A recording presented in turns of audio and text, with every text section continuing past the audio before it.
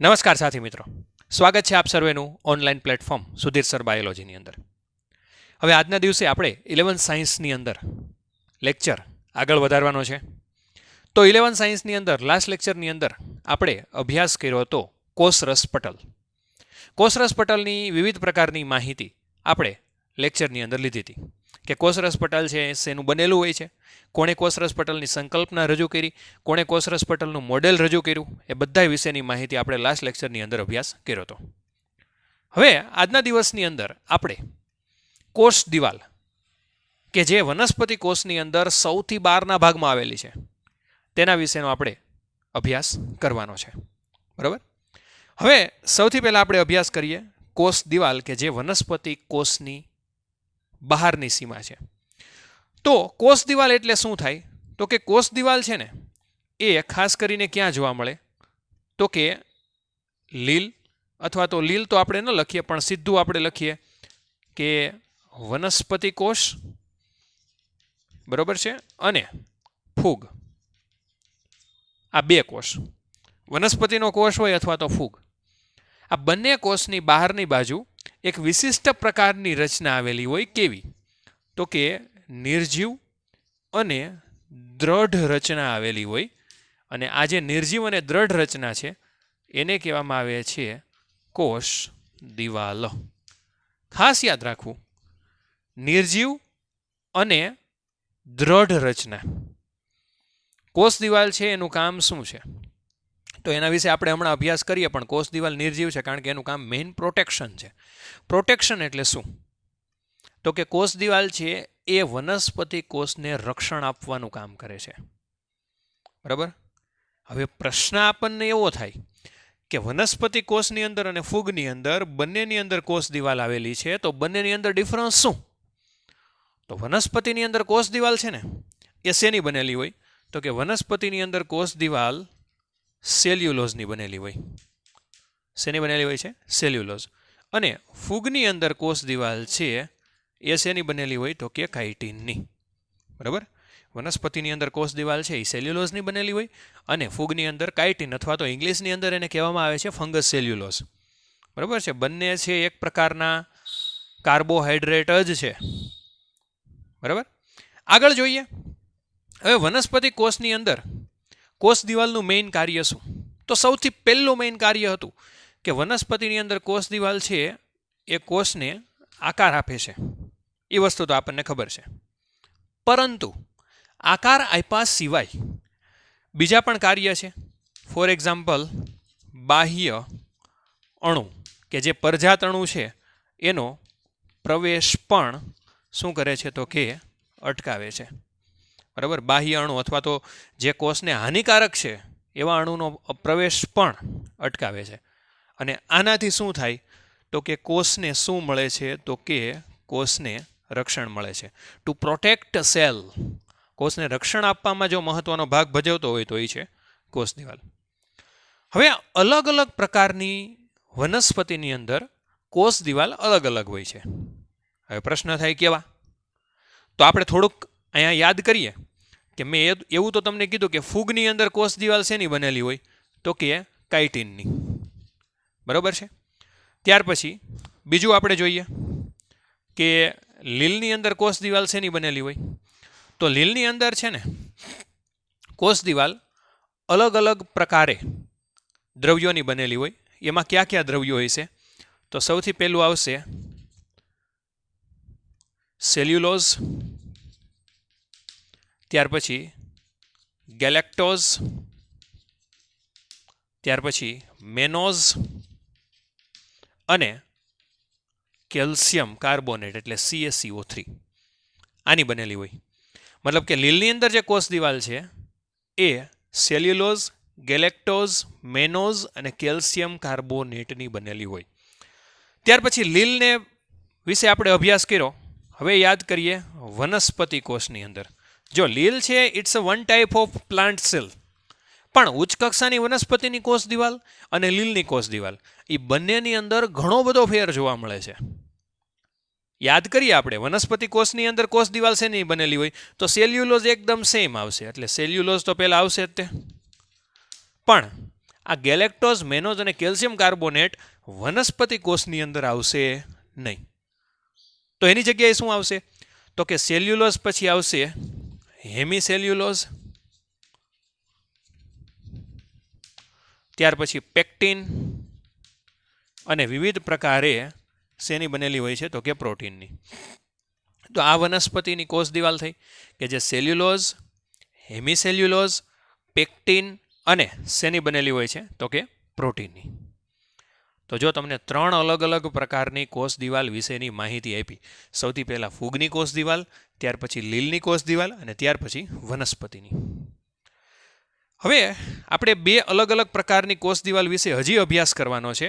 એમાં પહેલી કોષ દિવાલ છે ને એને કહેવામાં આવે છે પ્રાથમિક કોષ દિવાલ, અને બીજી કોષ દિવાલ છે ને એને કહેવામાં આવે છે દ્વિતીયક કોષ દિવાલ.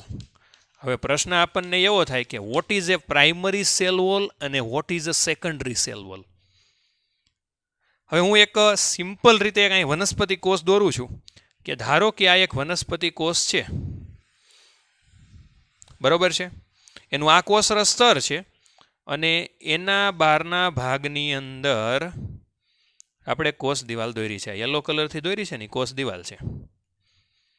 અને આપણે એવું ધારી લઈએ કે આ વનસ્પતિ કોષ છે ને એ કેવો છે? તો કે તરુણ વનસ્પતિ કોષ. તરુણ વનસ્પતિ કોષ એટલે શું?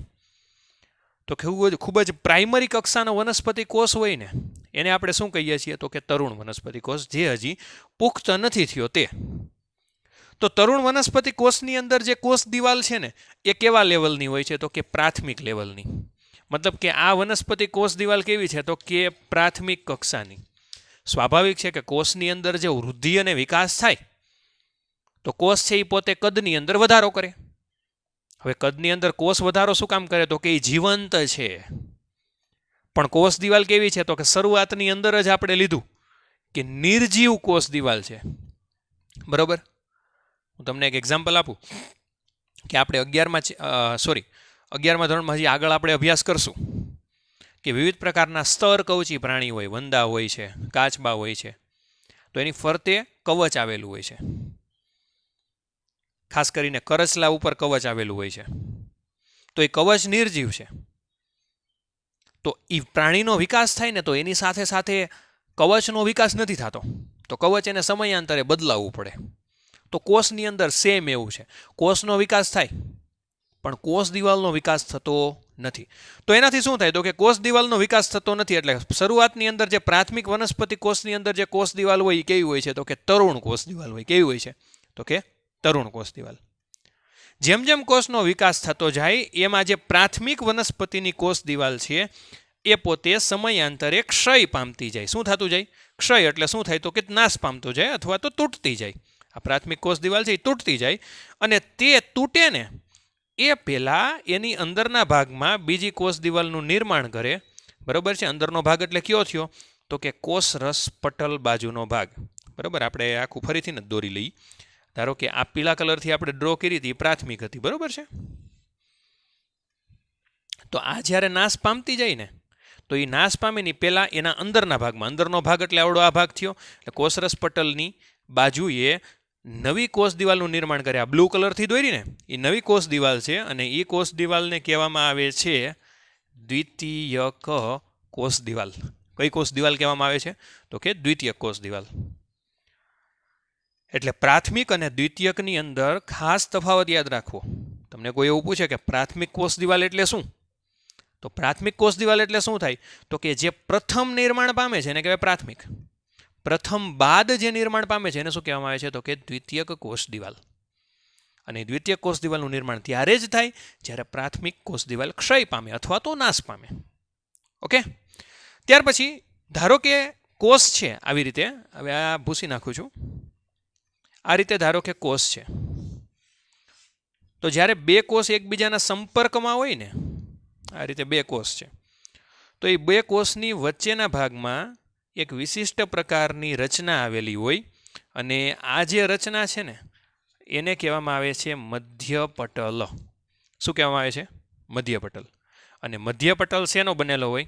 તો કે કેલ્શિયમ પેક્ટેટ હવે એનું કામ શું? તો કે બે નજીકના કોષોને એકબીજા સાથે જકડી રાખવાનું કામ કરે.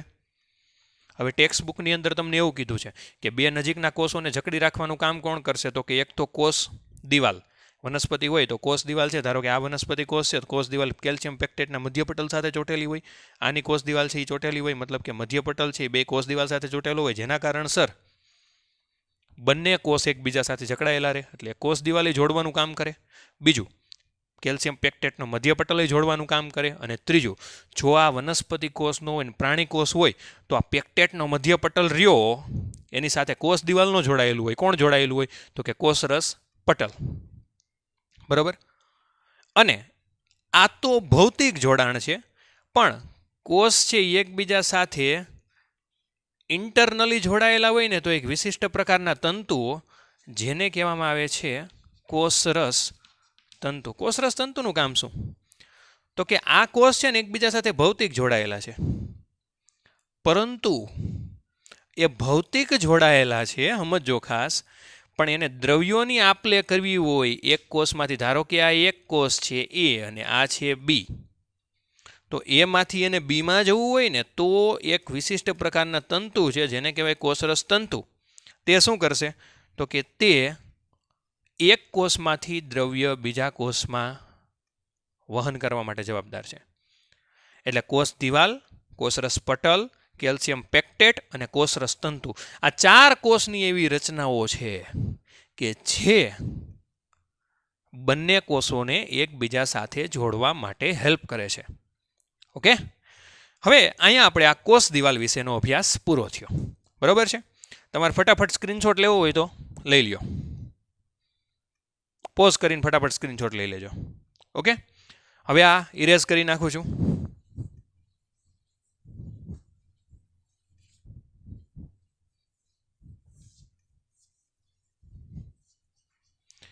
હવે આગળનો ટોપિક છે એનું નામ છે અંતઃપટલમય તંત્ર. હવે પ્રશ્ન થાય, અંતઃપટલમય તંત્ર એટલે શું? તો કે કોષની અંદર ઘણી બધી અંગિકાઓ હોય. એ બધી અંગિકાઓ છે ને એની અંદર ખાસ વિવિધતા શેમાં છે? તો કે એ અંગિકાઓ છે ને એ રચનાની અંદર વિવિધતા ધરાવે છે અને તેના કાર્યો બંનેની અંદર વિવિધતા ધરાવે છે. પણ આમ છતાં એ બધા ભેગા મળી અને અંતઃપટલમય તંત્ર બનાવે છે. શું કામ? તો કે એ જે અંગિકા છે ને એના કાર્યો એકબીજાના સંકલનથી થતા હોય. શેનાથી થતા હોય છે?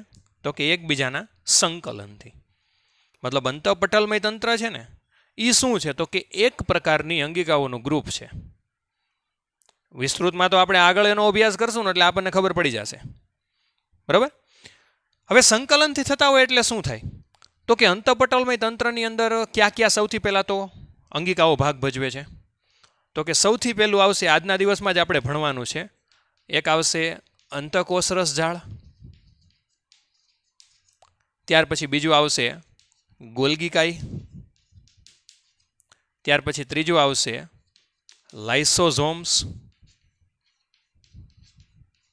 અને ચોથું આવશે રસધાની. આને છે ને અંતઃપટલમય તંત્રનો ભાગ કહેવામાં આવે છે. ગોલ્ગી કાઈ, લાઇસોઝોમ્સ, ત્યાર પછી રસધાની અને અંતઃકોષ રસજાળ. કઈ રીતે ભાગ કહેવામાં આવે છે? તો કે અંતઃકોષ રસજાળમાંથી જે દ્રવ્યો મુક્ત થાય ને એ ગોલ્ગી કાઈમાં જાય, એમાંથી લાઇસોઝોમમાં, એમાંથી રસધાનીમાં. મતલબ કે એક અંગિકા છે એનું કાર્યને લીધે બીજાનું ચાલે, બીજાનું ત્રીજાને, ત્રીજાનું ચોથાનું. એટલે આ બધાય ભેગા મળીને શું કરે છે? તો કે અંતઃપટલમય તંત્ર બનાવે છે. શું કામ? તો કે એકબીજાના સંકલનથી કાર્ય થતા હોય. ખાલી એકલું લાઇસોઝોમય કાર્ય કરી ન શકે. બરાબર? પણ અમુક અંગિકાઓ એવી છે કે જે અંતઃપટલમય તંત્રનો ભાગ માનવામાં આવતી નથી. ફોર એક્ઝામ્પલ કણાભસૂત્ર, ત્યાર પછી હરિતકણ અને પેરોક્સિઝોમ. આ અંગિકાઓ છે ને અંતઃપટલમય તંત્રનો ભાગ નથી. શું કામ? તો કે એને કાર્ય કરવું હોય તો એકબીજાને કાંઈ લાગતા વળગતા નથી. એના કાર્ય એકબીજાના સંકલનથી થતા નથી. ફરીથી એક વખત કહું છું, અંતઃપટલમય તંત્ર એટલે શું થાય? તો કે જે અંગિકાઓ એક ગ્રુપ ભેગું થાય અને અંતઃપટલમય તંત્ર બનાવે, પણ એનું કાર્ય છે ને એકબીજાના સંકલનથી થતું હોય, કમ્બાઇન્ડ રીતે થતું હોય, બધાય ભેગા મળીને કામ કરતા હોય, તો એને કહેવાય અંતઃપટલમય તંત્ર. અને જે ભેગા મળીને કામ ન કરતા હોય એને કહેવાય અંતઃપટલમય તંત્ર વગરની અંગિકાઓ. તો કઈ અંગિકાઓ ભેગી મળીને અંતઃપટલમય તંત્ર બનાવે છે એના વિશેનો આપણે અભ્યાસ કર્યો, અને કઈ અંગિકાઓ ભેગા મળી અંતઃપટલમય તંત્ર નથી બનાવતી એના વિશેનો પણ આપણે નામ આપ્યા. તો હવે આપણે સૌથી પહેલાં આજના દિવસમાં આપણે અભ્યાસ કરવાનો છે અંતઃકોષરસ ઝાળ. અંતઃકોષરસ ઝાળને ઇંગ્લિશની અંદર કહેવામાં આવે છે એન્ડોપ્લાઝમિક રેટિક્યુલમ. શોર્ટની અંદર સંજ્ઞા છે ER. આકૃતિ તમને આપેલી છે, ટેક્સ્ટબુક કરતાં ઘણી બધી અલગ છે. ટેક્સ્ટબુકની અંદર મેં તમને એઝ યુઝ્યુઅલ પહેલાં કીધું કે 3D આકૃતિ આપેલી છે, આપણે 2Dની અંદર પણ ડ્રો કરી શકીએ. મેં આ 2Dની અંદર ડ્રો કરી છે, અને તમે પણ બધાય ખાસ આ જ આકૃતિ ડ્રો કરજો. આકૃતિ વેલિડ ગણાય જ છે, બરાબર. 3Dની અંદર ડ્રો કરવાની કોઈ પણ જરૂર નથી, બરાબર. એટલે આ જ આકૃતિ તમારે ડ્રો કરવાની. પણ એક ખાસ યાદ રાખવાનું કે આ બધી જે નલિકાઓ છે ને એ આડાવળા ક્રમમાં ડ્રો કરવાની, એક સીધી સ્ટ્રેટ લાઇનમાં ડ્રો નહીં કરવાની. તમે જુઓ મેં અહીંયા ડ્રો કરેલી છે. હવે આપણે શરૂઆત કરીએ અંતઃકોષરસ ઝાળ. સૌથી પહેલાં તો કઈ જગ્યાએ આવેલી હોય? તો કોષને છે ને આપણે એક માઇક્રોસ્કોપ કે જેનું નામ છે ઇલેક્ટ્રોન માઇક્રોસ્કોપ.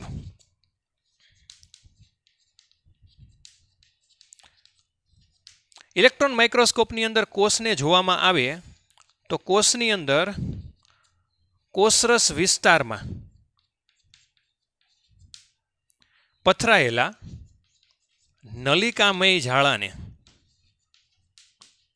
કહેવામાં આવે છે અંતઃકોષરસ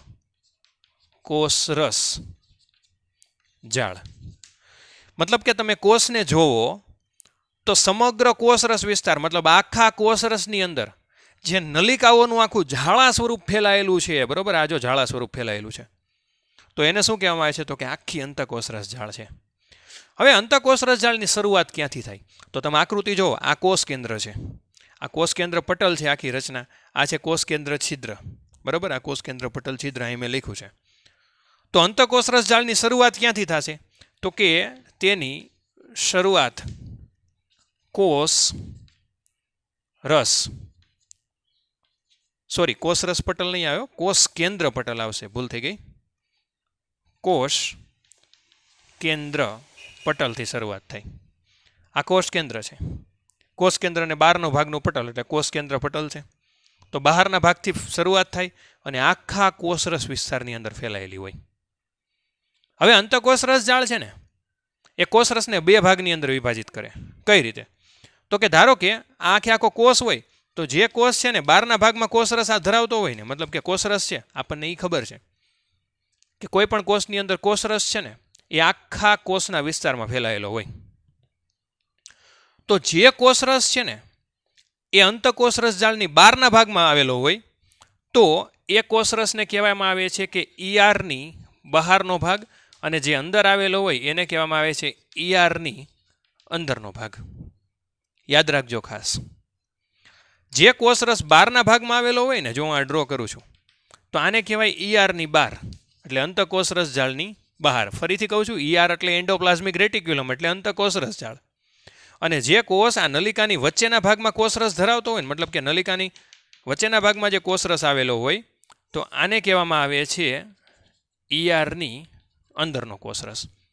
મતલબ કે કોષ એક જ છે, એની અંદર કોષરસ પાછા બે ભાગની અંદર વહેંચાયેલા છે. કે જે કોષરસ છે અંતઃકોષરસ ઝાળની બહારના ભાગમાં આવેલો, કોષની અંદર જ છે પણ અંતઃકોષરસ ઝાળની બહારના ભાગમાં આવેલો છે, તેને કહેવાય ERની બહાર, અને અંદર હોય તો ERની અંદર. હવે તમે જુઓ, અહીંયા મેં કોષની અંદર અંતઃકોષરસ ઝાળના બે ભાગ પાડ્યા છે. એક છે RER અને એક છે SER. What is RER and SER? શું છે? તો તમે જુઓ કે ઘણી બધી અંતઃકોષરસ ઝાળ છે ને એ એની સપાટી ઉપર શું ધરાવતી હોય? તો કે રિબોઝોમ્સ. શું ધરાવતી હોય છે? રિબોઝોમ્સ.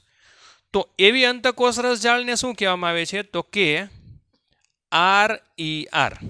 બરાબર છે? શું કહેવામાં આવે છે? તો કે RER. હવે સૌથી પહેલાં તો રિબોઝોમ છે એ કણિકામય રચના છે, બરોબર છે.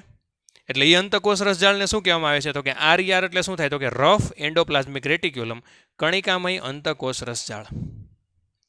પછી અમુક અંતકોષ રસજાળ, જો આ કણિકામય છે બધી, અમુક અંતકોષ રસજાળ એવી છે કે જેની સપાટી ઉપર પોતે રિબોઝોમ ધરાવતી નથી. જો અહીંયા આ બધી અંતકોષ રસજાળ એવી છે કે જેની સપાટી ઉપર રિબોઝોમ છે નહીં. તો એને શું કહેવામાં આવે છે તો કે એને કહેવામાં આવે છે SER. મતલબ કે જો રિબોઝોમ ગેરહાજર હોય તો એને શું કહેવાય તો કે SER. જો રિબોઝોમ હાજર હોય તો રિબોઝોમ એક કણિકામય રચના છે, તો એ અંતકોષ રસજાળ કેવી થઈ ગઈ તો કે કણિકામય અંતકોષ રસજાળ. કણિકામય એટલે શું થાય તો કે રફ એટલે ખડબચડી કહેવાય. એન્ડોપ્લાઝમિક રેટિક્યુલમનું તો નામ એનું જ છે, ER એટલે એન્ડોપ્લાઝમિક રેટિક્યુલમ. પણ જો રિબોઝોમ ન હોય તો સ્મૂથ એટલે લીસી થઈ ગઈ, કણિકા તો છે નહીં. તો એને શું કહેવામાં આવે છે તો કે SER અથવા તો સ્મૂથ એન્ડોપ્લાઝમિક રેટિક્યુલમ. ગુજરાતીની અંદર જો રિબોઝોમ હોય તો કણિકામય અંતકોષ રસજાળ, જો રિબોઝોમ ન હોય તો કણિકા વિહીન અંતકોષ રસજાળ. કણિકામય અંતકોષ રસજાળને ઇંગ્લિશમાં કહેવાય રફ એન્ડોપ્લાઝમિક રેટિક્યુલમ, શોર્ટની અંદર RER. અને જો કણિકા વિહીન હોય તો સ્મૂથ એન્ડોપ્લાઝમિક રેટિક્યુલમ, શોર્ટની અંદર કહેવામાં આવે છે SER. તમે RER ને SER લખો તો પણ ચાલે, બરાબર, પણ ખબર હોવી જોઈએ કે શું થાય. હવે રિબોઝોમનું કામ શું તો કે રિબોઝોમ ઓનલી એન્ડ વન કામ કરે છે, ખાલી ને ખાલી ટુ સિન્થેસિસ ઓફ પ્રોટીન, પ્રોટીનનું સંશ્લેષણ કરે છે, બરાબર છે. તો એવા કોષો કે જે પ્રોટીનના સંશ્લેષણ સાથે સંકળાયેલા છે, તો એની અંદર કેવી અંતકોષ રસજાળ આવેલી છે તો કે રફ એન્ડોપ્લાઝમિક રેટિક્યુલમ અથવા તો કણિકામય અંતકોષ રસજાળ. મતલબ એવા કોષો કે જેનું કામ જ પ્રોટીનનું સંશ્લેષણ કરવું છે, તો પ્રોટીનનું સંશ્લેષણ કોષ નહીં કરે, પ્રોટીનનું સંશ્લેષણ કોણ કરશે તો કે ખાલી ને ખાલી રિબોઝોમ. તો એ રિબોઝોમ છે ને એ જે અંતકોષ રસજાળની સપાટી ઉપર આવેલા હોય એને શું કહેવામાં આવે છે તો કે RER અથવા તો રફ એન્ડોપ્લાઝમિક રેટિક્યુલમ. તો જે કોષો પ્રોટીનનું સંશ્લેષણ કરે છે એની સપાટી ઉપર સૌથી વધારે પ્રમાણમાં એની અંદર સૌથી વધારે પ્રમાણમાં કઈ અંતકોષ રસજાળ આવેલી છે તો કે રફ એન્ડોપ્લાઝમિક રેટિક્યુલમ અથવા તો કણિકામય. હવે અમુક કોષો એવા છે, ખાસ કરીને પ્રાણી કોષોની અંદર સ્ટીરોઇડ અંતઃસ્રાવોનો સ્ત્રાવ કરે, બરોબર છે. એ સ્ટીરોઇડ અંતઃસ્રાવનો સ્ત્રાવ કરતા કોષો છે ને એની અંદર કઈ અંતકોષ રસજાળ વધારે આવેલી છે તો કે કણિકા વિહીન. કઈ અંતકોષ રસજાળ? કણિકા વિહીન. પ્રશ્ન એવો થાય કે કણિકામય હોય તો એ પ્રોટીનનું સંશ્લેષણ કરે, કણિકા વિહીન હોય તો એ શેનું સંશ્લેષણ કરશે તો કે લિપિડનું. શેનું સંશ્લેષણ કરશે? લિપિડનું. ફરીથી એક વખત કહી દઉં કે જે કોષ સૌથી વધારે માત્રામાં પ્રોટીનનું સંશ્લેષણ કરે છે એ કોષની અંદર કોષ રસજાળ કઈ આવેલી છે? કણિકામય. જે લિપિડનું અને પ્રાણી કોષની અંદર સ્ટીરોઇડ અંતઃસ્રાવનો સ્ત્રાવ કરે છે એની અંદર કઈ આવેલી છે તો કે કણિકા વિહીન અથવા તો લીસી અથવા તો SER. પ્રશ્ન થાય સ્ટીરોઇડ અંતઃસ્રાવ એટલે શું?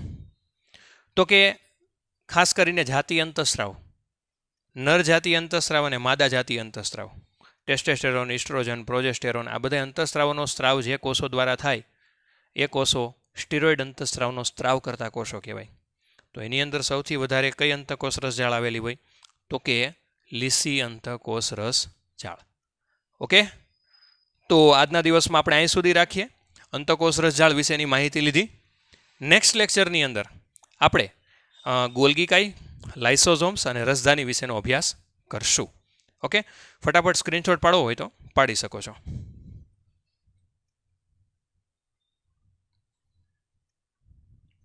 તો આશા રાખીએ કે લેક્ચર બધાને પસંદ આવ્યો હોય છે. વધુને વધુ ચેનલને લાઇક કરો, સબસ્ક્રાઈબ કરો, શેર કરો. ચેનલનું નામ ખાસ યાદ રાખી લેજો. ત્યાં સુધી જય હિન્દ, જય ભારત.